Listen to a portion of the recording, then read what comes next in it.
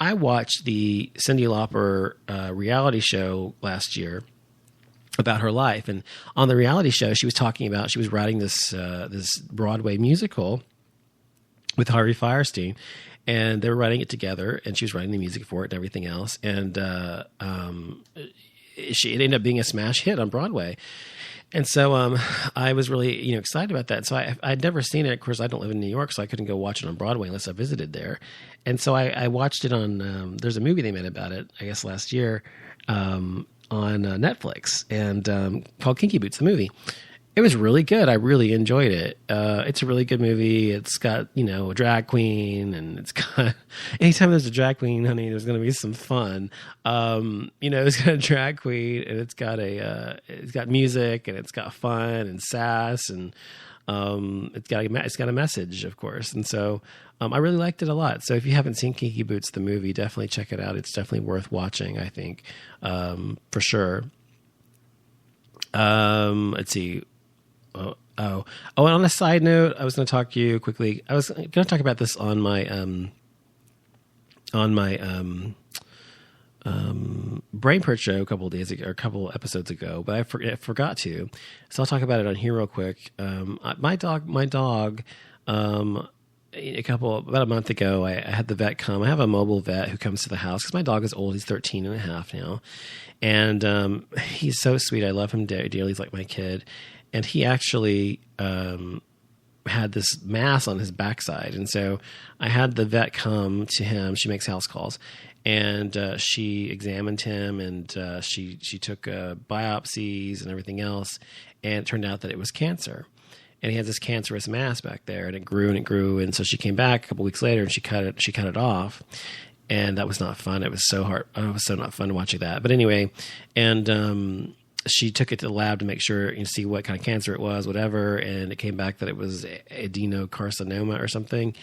So my dog has cancer, and I love him so much. And anyway, he's the sweetest dog, by the way. He is the sweetest dog you will ever meet. He's just sweet, okay? He doesn't bite people. He doesn't bark at people. I mean, unless he's talking to you.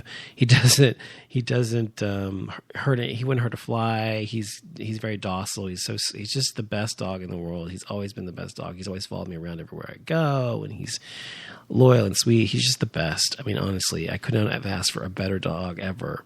And I got him when I was 26, I think, 25, 26. And 25. I was 25 in 2001. As a puppy.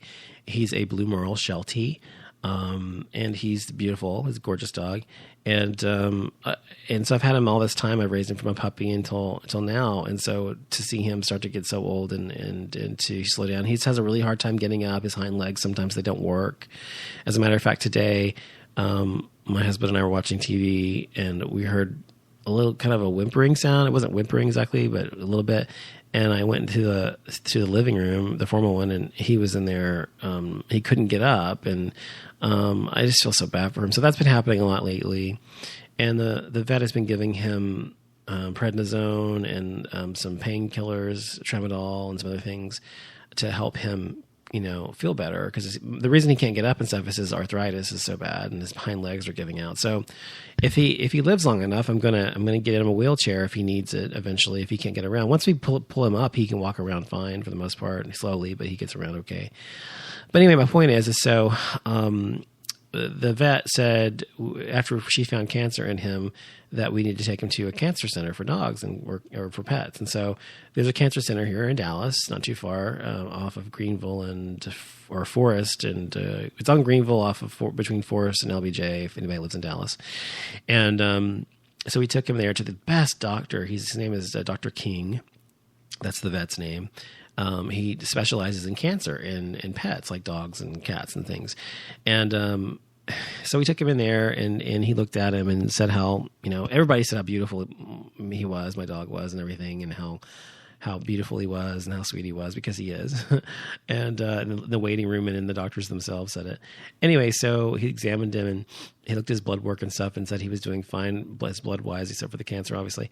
And he didn't see any signs of the cancer having spread in his lymph nodes or anything, but we're going to have to actually do ultrasound or CT or whatever on his abdomen and also see if it spreads. So we're going to do that. And that's going to be pretty penny. But anyway, the whole thing's going to cost about $5,000 to do that and the cancer treatments if he needs it. After we get the results back of that, if he does have cancer, it's spread, then we're going to have to give him chemo through pills and also irradiate the area that the cancer was found in to make sure it's gone. So he said this could possibly buy him another year or so, if of life beyond what his normal lifespan would have been. He's already past the general lifespan for Shelties. Most Shelties live to about 13 years old. He's already 13 and a half. He'll be 14 in April. So I don't know. My point is I'm trying to consider whether it's worth it, whether I should actually give him chemo and put him through chemo, because he has to go back 3 times a week for 7 weeks to get the chemo and the radiation treatment. And there are side effects like nausea and diarrhea and things like that, just like in a human being having chemo or radiation treatment. And I really don't know if I want to put him through that, the poor thing. And I don't want his last years or his last year maybe to be filled with going back and forth to the vet and having chemo treatments and being nauseous. I want him to have his last days, whenever they are, to be filled with joy and happiness and getting to eat whatever he wants, which has not been the case. I've always been very kind of strict about things. I give him treats several times a day and I feed him really good food, but that's it. So lately I've been really lax about it and letting up and just feeding him a lot of treats and stuff like that. So whenever the day comes, whether it's sooner or later, I'm going to one day going to give him steak and everything you're not supposed to eat as a dog, like a whole steak and like, I don't know, whatever he wants, bacon and whatever, real stuff. So it can make his life happy. But anyway, that's what I'm dealing with lately. It's been sad. And I really don't want to even think about it because I really would miss him and I love him so much. And he's been with me for so long, but we'll see what happens. But I wanted to tell everybody that's what's going on. And because he's very important to me. The other thing that's going on is my husband and I are finally ready to get an adopted child. And so we're starting that process soon. When we have the time, that's been the issue, is even getting the process started, going to the sessions and all that kind of stuff, which is pretty bad. But anyway, because it's going to take at least a year probably to get a kid that we want to, from an infancy.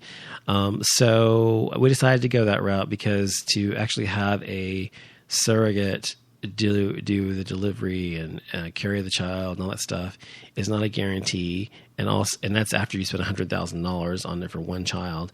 And also there's so many kids who need homes already and are going to be given up or whatever. And we considered actually adopting an older child.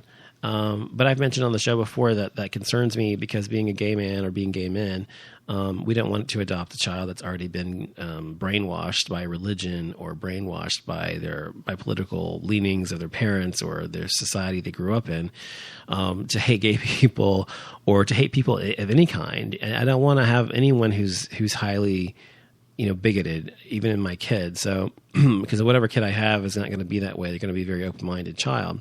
And of course I could always help to mold them into something else eventually, but it's harder to do that with some kid that's already older. That's really my only reason for not adopting an older child. I mean, adopting an older child is great because you don't have to worry about diapers and feedings and all that kind of stuff. And it's unlikely that they're going to be adopted anyway, because they usually age out of the system eventually if you're like, 10, 12, 11, 13, whatever. And so, we would really be helping someone out. And we even were thinking maybe doing 2 kids at once, but maybe like a brother and sister or something. But I don't know. We haven't decided specifically what route we're going to go, but we are thinking about it. And, a lot of gay people are adopting these days. And that's what's so stupid about, in Texas, by the way, if you're gay, you can adopt a child legally as a single man, but you cannot adopt a child as a couple. So my husband and I cannot adopt the same kid. We can only adopt a kid individually. And so both parents are not on the birth certificate or in the guardianship papers or anything like that. which is so fucking stupid. Of course, Texas does that because they don't want to recognize gay marriage in any capacity. Because if they recognize us as a gay couple for that purpose, they would have to recognize us as a gay couple for marriage or other things as well. So anyway, that's where that stands. And you know, we're looking forward to it. It's something that I really want. It's something he really wants. It's just a matter of timing. And I kept saying to people in my family and my friends that I'm waiting till this happens. So we've done this until the house is finished being remodeled and, you know, whatever. We travel to so-and-so place and everybody keeps saying have kids already, saying, you know, there's never going to be a right time. Just do it because you're never going to have the perfect everything set, your ducks all in a row and whatever else. I think gay people do more so than heterosexuals because we don't have kids by accident because we have to plan for it, definitely. But I think they're probably right. I'm coming to the conclusion that that's probably true, that every single thing, every facet of our lives is not going to be perfect when we have a kid the way I wanted it to be set up. But so we're just going to go ahead and go for it. So that's the next thing for us. And so I'm excited about it. I'm ecstatic. And once we can get ourselves in gear, that will be happening. So that is all I can say tonight on Gay Mass. I'll be back with Brain Purge probably later in the week. I always say that, but if I have time. If not, I'm going to have a great vacation coming up soon this weekend. So I'll be out for a while. But I'll be back next week for sure with new shows for the Off Limits show. I'm signing off. This is Donovan. Good night.